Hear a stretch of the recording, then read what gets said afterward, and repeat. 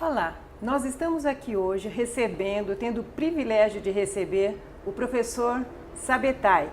O professor Sabetai ele tem trabalhos bastante relevantes na questão da gestão de resíduos sólidos. Olá, professor, seja bem-vindo ao nosso programa. Nancy, é um grande prazer estar aqui com você hoje. E para começar, já nesse tema tão discutido, principalmente quando nós ganhamos uma lei, né, que favorece o trabalho na questão de resíduos sólidos, mas ao mesmo tempo nós vimos que os municípios não conseguiram cumprir o prazo para fazer essa gestão, o plano de gestão dos resíduos sólidos. O senhor acha que isso se deve à questão econômica, à falta de preparo técnico, vontade política? Na verdade, eu acho que se deve a um grande equívoco. E existe também uma cultura do aterro sanitário. O que a gente vê nos municípios, Brasil afora, é a ideia equivocada de que nós devemos substituir o lixão, que é um grande prejuízo para a saúde pública, um grande prejuízo social, substituí-lo simplesmente por um aterro, o que é um grande erro. Na verdade, o que nós devemos fazer é ter um pequeno aterro, mas a maior parte do lixo deve ser reciclada. Aliás, a Política Nacional de Resíduos Sólidos estabelece uma hierarquia, estabelece uma ordem para que as coisas aconteçam. E essa ordem é, primeiro nós vamos reciclar. O que não der para reciclar é que a gente vai jogar no aterro. Mas hoje em dia, quase tudo a gente já consegue reciclar. E quanto que nós produzimos hoje de resíduos sólidos em peso? Nós conseguimos produzir hoje mais do que 1 quilo por habitante por dia. Então, uma cidade como São Paulo, de 12 milhões de habitantes, produz alguma coisa como 12 mil toneladas por dia. É o equivalente a um estádio de futebol do Pacaembu todos os dias. Um Pacaembu, um atrás do outro, sucessivamente. Então, vocês vejam a montanha de lixo que a gente acumula, infelizmente, no Brasil hoje. E tem um percentual grande disso que está sendo reciclado corretamente, professor? Não. A reciclagem hoje ainda é praticada de uma forma muito incipiente. A prefeitura consegue reciclar muito pouco. O setor privado, sim, ele já se organiza há décadas para reciclar um pouco mais. Na verdade, a reciclagem que nós temos hoje, ela é organizada a partir do preço estabelecido pelas indústrias. Através do preço, as indústrias fazem com que haja uma atração pela reciclagem por parte de sucateiros. E os sucateiros também estabelecem um preço que mobiliza os catadores. Então, a indústria, os sucateiros e os catadores, todos juntos fazem essa cadeia de reciclagem hoje. Mas isso não representa uma percentagem ainda suficiente, não. E fala-se muito na parceria público-privado, né, na questão da gestão dos resíduos sólidos, né? O que o senhor pensa a respeito disso? Realmente é uma solução ou é uma solução só para as grandes cidades? Realmente a parceria público-privada é uma grande solução e não é só para as grandes cidades.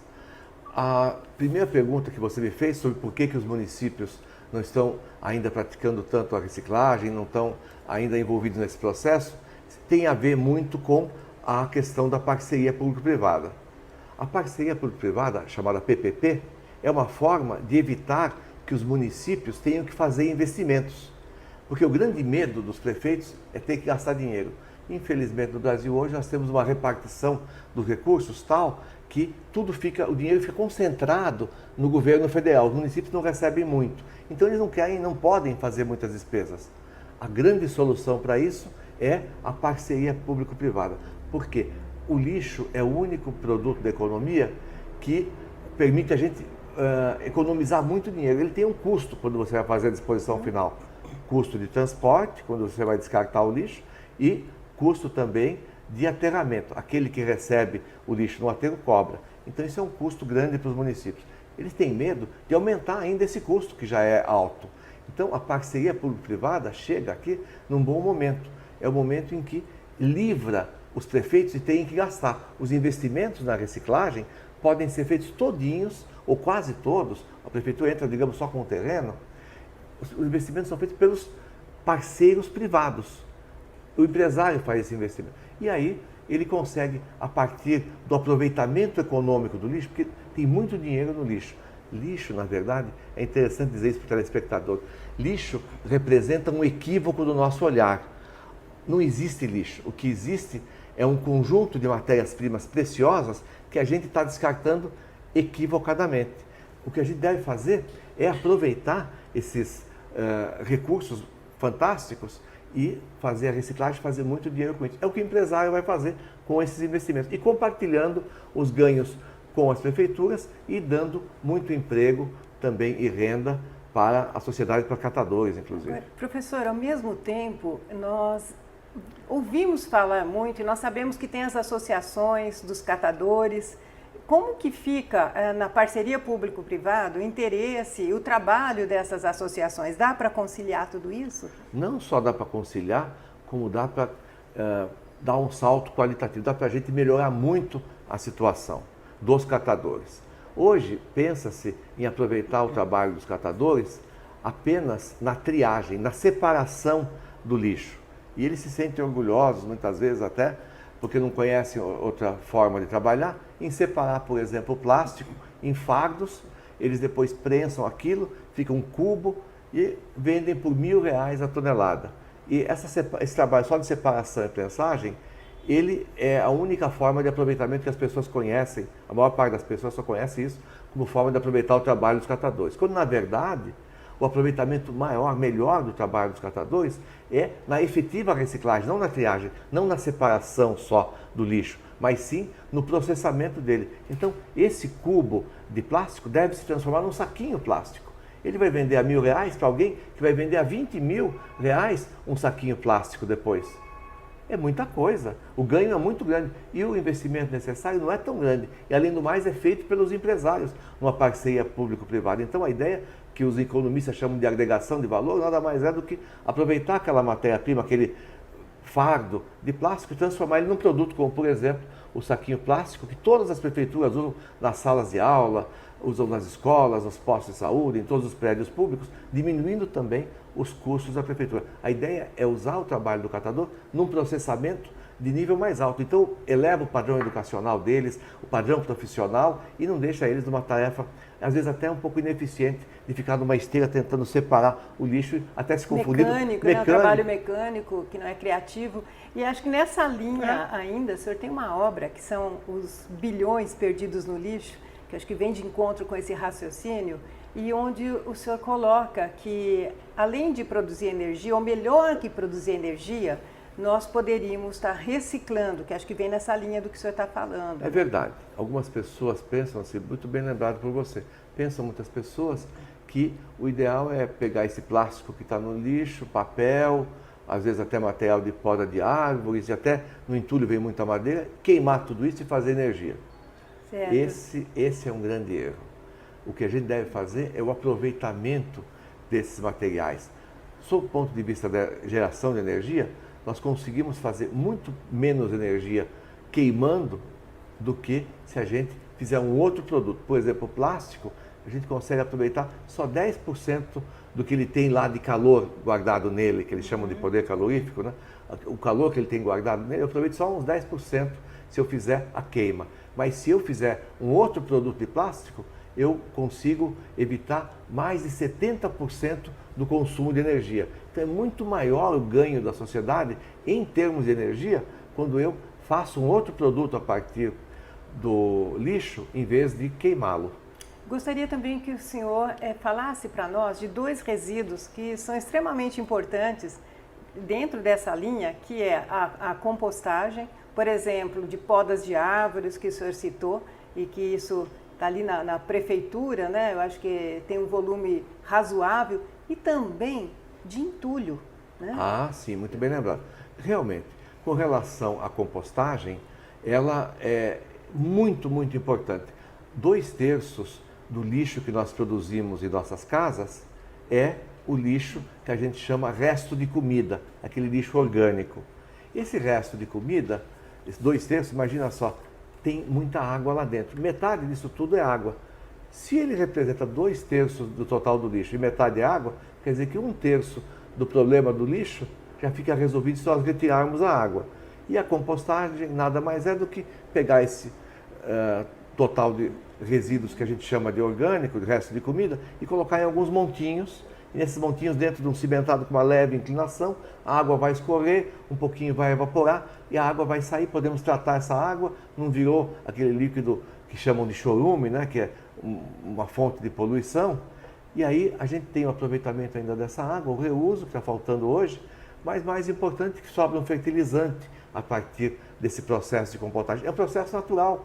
E é tão antigo, né? Um processo muito antigo também. Você tem razão, milenar esse processo, é muito antigo e isso se faz com muita eficiência. Aproveitamos e resolvemos 2/3 de todo o problema do lixo domiciliar com a compostagem e evitamos que as prefeituras tenham que comprar adubo, comprar fertilizante por aí. Ainda economiza para a prefeitura e resolve o problema de transportar isso. Nós estamos transportando água, infelizmente. Quem não faz compostagem transporta água a um custo muito alto e ainda tem que enterrar água para virar chorume, um material poluente.